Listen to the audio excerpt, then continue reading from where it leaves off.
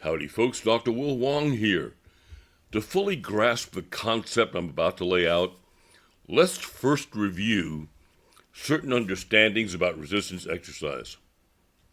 Most of us are taught a variation of this principle, that muscles prefer to be exercised, number one, in their primary range of motion, and number two, in as full a range of motion as possible. From Arthur Jones, who first spoke these principles, those ideas have guided most all training from the old Nautilus circuit training of the late 1960s to the 80s to bodybuilders from the 1960s on. As with all rules, they are not hard and fast. The exception to this rule comes, honestly enough, with the Russian Olympic team. The full range of motion bench press, where the elbows were dropped down lower than being parallel with the chest, were blowing out the shoulders of their Olympic athletes, damaging the long head of the bicipital tendon under the anterior deltoid. To compensate, their exercise physiologists and kinesiologists, biomechanists, developed the simple floor bench press. In other words, a bench press from laying on the floor in a power rack so the elbows could not go all the way back into horizontal adduction. This solved the problem of blowing out the bicipital tendon, but would it strengthen the pectoral and the humeral horizontal adductor muscles throughout the range of motion? So the Russians pulled out their strength testing equipment, and indeed, even though the exercise was not full range of motion, the partial range of motion done did strengthen the muscles involved as well and as fully as a full range of motion exercise did.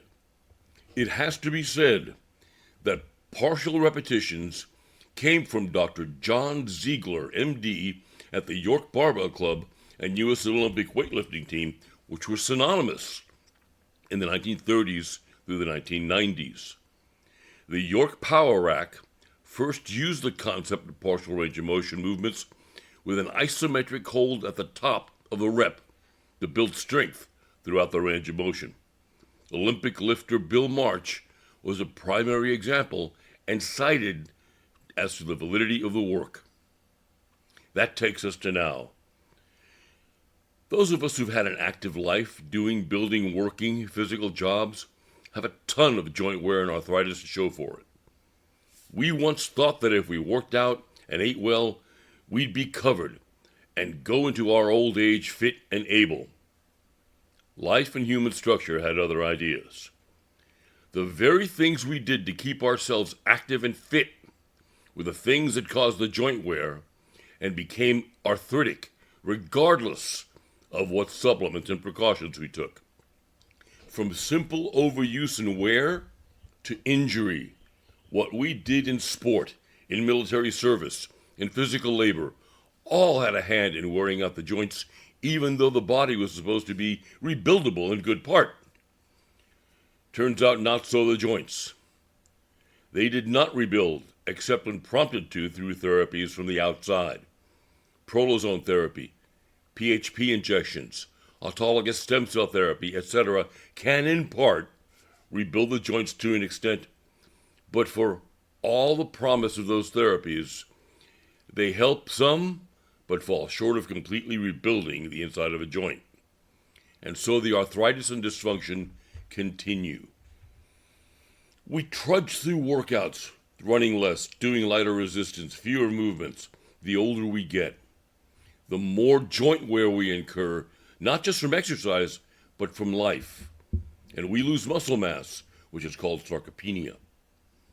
The loss of muscle mass, on average, is 10% a year from age 50 to 60, so that by 60, most non-exercising folks have barely enough muscle to move themselves around. Here I'll cite my own example and journey back to the basics I learned when I started weightlifting in the late 1960s. Gonna brag a bit here. Having been a lifelong strength trainee, starting in Olympic and powerlifting, later in bodybuilding to make myself attractive to girls, having been a fencer, a gymnast, a gymnastics teacher, skydiver, NRA high power shooter, lifelong martial artist, All of that, over the decades, gave me a good deal of fitness, but from 50 on, I began to feel the wear. Most who were active as athletes or combat troops or just plain fitness folks in their teens and 20s begin to feel every injury they walked off, every ache they ignored once they get to and past 35. Things hold steady from there till 50. As the late actress Suzanne Summers wrote in one of her fitness books, at 50, the bottom falls out. Physiologically, she's very right. The hormonal changes, premenopause in gals from 35 on, where testosterone plummets. Testosterone is what keeps a gal strong and with mental, physical, and sexual drive. Progesterone, what built the body in the womb and continued to maintain and preserve it till about 35 or 40, begins to wane. With the guys, andropause sets in somewhere between 40 to 45, and men have lower testosterone, no progesterone, and more estrogen in them than their wives do. So they are estrogen dominant. Estrogen is catabolic, i.e., it's destructive to muscle. The higher the estrogen, the lower the muscle mass, and the higher the rate of subcutaneous under the skin fat is carried. The less muscle mass one has, the more bones lose mineralization and become hollow, which is known as osteoporosis. Remember always that bone density is directly related to the muscle mass around them. That's the true definition of Wolff's Law, not as the MDs here have been teaching that it's merely weight bearing through walking. How is walking going to increase the bone density in your spine, in the thorax, in your arms and shoulders? Are you supposed to walk on your hands? The old Soviet physiologist definition of Wolff's Law is much more physiologically correct. They state that mineralization is laid into bones along axial lines of stress. In other words, a bone must be compressed, pushed against, pulled against, stressed with an overload to get denser and to stay that way. To compound the muscle loss are worn joints.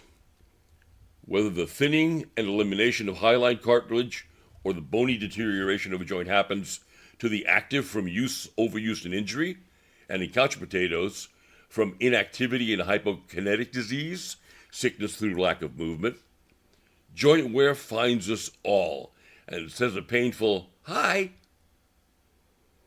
So how can we counter the muscle loss and continue to exercise even though our joints refuse to go through a full range of motion? We go back to the forgotten work of Dr. Ziegler, developed for Bill March. Partial reps with an isometric hold at the top of the rep. First, let me say that isometric contraction without an isotonic movement as part of the exercise and without the overload, which is a fairly heavy resistance, is good for folks recovering from debilitating conditions involving nerve and brain damage. But for folks looking to increase their muscle mass, for combating sarcopenia in their senior years, it isn't of much use. Why? Because with isometrics alone, there is no overload. Moving and holding a resistance is what stimulates muscle growth and strengthening. So despite what our joints don't want us to do, with isometrics in order to restore our strength and muscle mass, let me use the exercises I personally do as examples of how to do adaptive physical education to exercise. In the lower extremity, from running, whether stadium steps, Harvard steps, interval wind sprinting, etc., and skydiving, I had injuries to both my knees. Unhappy triads, which are torn medial meniscus, partially torn anterior cruciate, and partially torn medial collateral ligament in both knees. Rehabbing them myself for range of motion and strength and stability, I managed to avoid surgery. Those injuries, though, sparked significant arthritis and joint wear, and I went from being able to squat in the 400s, as I had from age 17 to 50, at body weights ranging from 185 to 200, to having to move to leg presses, which were easier on the knees. Knee extensions became painful at the start and mid-range points of the range of motion. I began to lose muscle mass in the thighs. Ditto for the calves, as they were worked on the same machinery. With most any exercise, the weakest and most painful portion of a range of motion is the starting point of the exercise.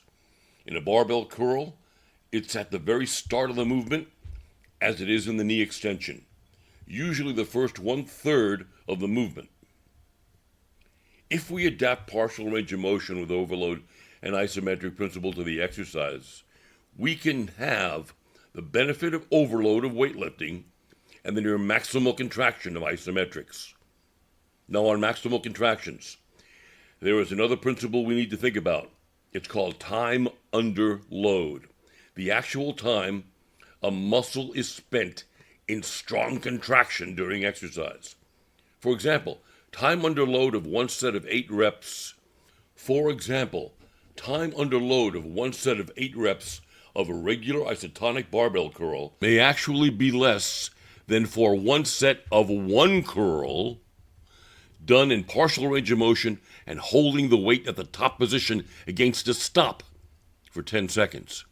It's time under load that causes our muscles to adapt to the stress and rebuild itself stronger. Remember that exercise is a stimulus response mechanism.